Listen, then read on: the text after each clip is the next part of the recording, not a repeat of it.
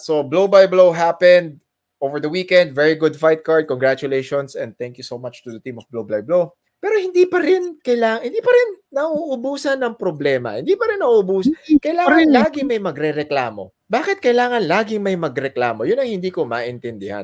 So may shinare si JC na nabasa ko rin. So this is from Boxing Be the Best. Dahil apparently marami daw nagrereklamo na bakit daw puro Elorde fighters yung nasa Blow by Blow. So tinignan ko naman yung fight card. It's a balanced fight card. Okay? It's a balanced fight card. It's a good fight card. JC, let me know your insights dito sa kaartehan ng mga tao about this whole blow-by-blow thing. Yung nga, may mga nagre-reklamo about the matchmaking ni Sir Art Moniz. Yung matchmaker nagde-decide kung sino ang kukunin ng mga boxers sa events. Nasa matchmaker din ang decision kung tingin niya impressive yung isang boxer enough to include din na fight card. Kung sa tingin niya, itong mga boxers na to na kinuha niya, talented enough para ma-feature sa isang event tulad ng blow by blow, syempre, ilalagay niya talaga doon. And yung nirereklamo kasi nila specifically, doon sa post, marami naman na nakakita is, yun nga, bakit daw puro Elorde boxers ang nakalista? Here's the thing, hindi naman isa lang ang Elorde boxing stable . Iba-iba yung Elorde gyms na kasali. Naririnig ng iba Elorde yung pangalan, pero iba-iba yung stable nila, yung Elorde sa Parañaque, yung Elorde Reyes, ang daming Elorde boxing gyms na may kanya-kanya mga fighters. During the pandemic, sino lang ba ang halos gumagawa ng events for the benefit of the gyms and the boxers? Elorde. Let me remind people here, during the pandemic, while everything was shut down and people were looking for ways to make a living, nobody was making events. Mm-hmm. Elorde Promotions made things happen. They made sure na kahit sa anong paraan nila kayang gawin, magpapa-event sila para tuloy-tuloy ang training ng mga boksingero, para merong kabuhayan ng mga boksingero, may kabuhayan yung mga coaches, may kabuhayan yung mga gyms. At a time na walang nagpapa-event ang Elorde. Mm-hmm. So, hindi ko maintindihan saan nanggagaling yung katarantaduhan na to. Plain and simple, anong pakialam nyo? Bakit kayo nagre-reklamo? Hindi naman kayo yung promoter. Kung marami kayong reklamo, di gumawa kayo ng boxing event. Ganon kasimple yun. It's blow-by-blow's prerogative. It's blow-by-blow's management decision. It's the matchmaker's decision. It just so happens, yung mga top boxers ngayon, yung mga top fighters ngayon, nasa Elorde. Kung gusto nyo maging part ng blow-by-blow, kung gusto nyo maging part ng kung anong promotion, di mag-develop kayo ng mahusay na mga boksingero at manalo sila. Pag nanalo sila, magkaroon sila ng fan base, magkaroon sila ng following, di sa kanyo isa lang dyan, sigurado rin naman ako, merong promotion na, tsaka ito lang yan, hindi lang naman blow-by-blow ang nagpo-provide ng boxing events. Diba? Mm-hmm. Hindi ko maintindihan. I mean, sige, blow-by-blow yan Pero hindi lang naman blow-by-blow may boxing event May Omega, may PMI, may ARQ, may Elorde. Diba? So, there are so many other avenues to promote boxers and to highlight, porket blow-by-blow, yun lang. Ang dami-daming ibang boxing promotions na mas Sanman. Ang dami-daming boxing promotions dyan na nagpapalaban ng boksingero, binobroadcast yung di ba? Dapat di ko maintindihan porket blow by blow. Hindi yan. Walang yan. Ang dami-daming ibang promotions na nagpapalaban at nagpapakompetition.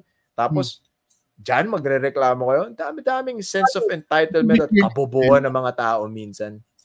Itong blow by blow is sort of a collaboration ng MP Promotions, Jerry Pence Promotions, yung Hardstone Promotions, and a few others. Sila yung main na nagbuo nito. Hardstone is syempre kay Sir Art Moniz. Merong mga from time to time sumasali dito, and part of it na from Jerry Pence Promotions, syempre from MP. Syempre from Elorde din talagang kasama yan. Automatic kasi nga Elorde boxers are some of the busiest boxers in the country. Hindi lang napapansin ng mga tao kasi I mean, meron sila mga palaro dito so hindi sila masyado dumadayo sa ibang mga lugar. To answer itong question ni Earl, may mga naging instances na ba na may non-Elorde fighter na hindi pinapasok sa blow by blow kasi hindi sila from Elorde? Not, yan, katulad ni Coach Ayan na, eto. Ayan ang sagot dyan. Nakasali nga kami, hindi naman kami boxing stable from Rolando Gabriel D. Bakit? Kasi si Sadang, pag sinabi ni Gab D na mang-knockout to, ayun, nang-knockout nga. Ang problema rin kasi, ang daming boksingero, sinasabi niyong magaling kayo, pag akyat nyo ng ring, tumitiF lang kayo. Di ba? Nag-aano lang kayo para, di, kaya po, laban ako. Tapos, pag oras na lumaban, walang kwenta yung performance, di ba? Yan yung mga tumitiF lang. Siyempre, hindi mahal gumawa ng event. Tapos, eto pa, ang mga tao gusto libre. Di ba? Yes. Gusto nyo maganda yung production value, gusto nyo live, gusto nyo libre. Anak ng wedding naman. So, paano kikita yung promotions? Di ba? Sa tingin nyo, saan nila pinupulot yung pera? Di ba? Bobo nyo rin eh. Di ba? Ako when I heard about this, and then I actually saw posts from other people, and I was like, what the fuck are you guys thinking? Di ba? Sa tingin nyo ba, pinuhugot lang kung saan yung paggawa ng event? I mean, tapos, hindi kayo bibili ng ticket, tapos gusto nyo libre? Ano sa tingin nyo, saan nanggagaling saan nanggagaling yung bayad sa boksingero, yung camera, di ba? Tapos ito rin yun, nag-upgrade, di ba? Nag-upgrade. Gumaganda yung fight card, gumaganda yung quality ng fighters, production value. Si Elorde TV lang, ang galing mag-cover ng event. Yung, syempre, bubuhat kami ng bangko. Pag nag-cover kami ni JC, maganda rin, multiple camera setup. Ang commentators nyo, dati basura yung mga nagko-commentary, di ba? Ngayon, ako, si John Yambao, si JC Reyes, si Rica Aquino, si Alvin Go, at si Mark Pariga, di ba? May mga silbi yung nagko-commentary. Hindi na yung mga kung sino-sinong wala kayong maririnig, kundi ayan na po, laban na. Naku, nakita nyo ba yung suntok na yun? Come on, di ba? Come on, di ba? Shut the fuck up, di ba? Di ba? Kung wala kayong ambag, manahimik na lang, di ba?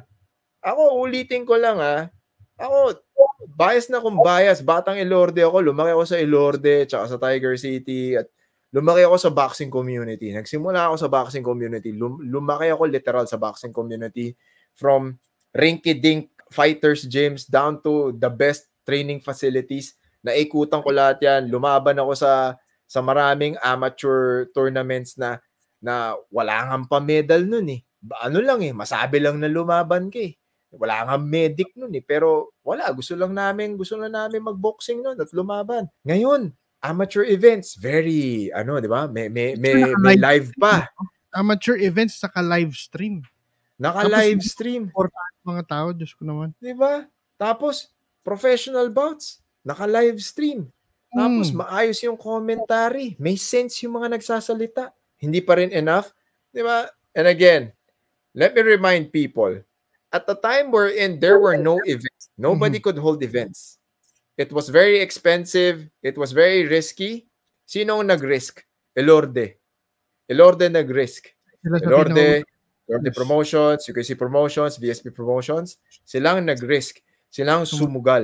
Kasi sila yung may malasakit sa mga boksingero. Sila yung may mga malasakit sa gyms together with the Games and Amusements Board. Yan. Wala akong masyado. May nakita ba akong appreciation post sa Elorde nun? Wala. Tapos ngayon, ito, porket nakita ko yung lineup ng fight card, maganda yung fight card, maganda. I saw Serafica, I saw Tagpuno. Ayan dalawang belts pa pala on the line. So, Kenneth Albino, Christian Legane, Rex Bautista, Sem Enano. Itong si Sem Enano, Rex Bautista, magandang laban to. From Franco Boxing Stable. Yung isa, Fairtex Fight Team.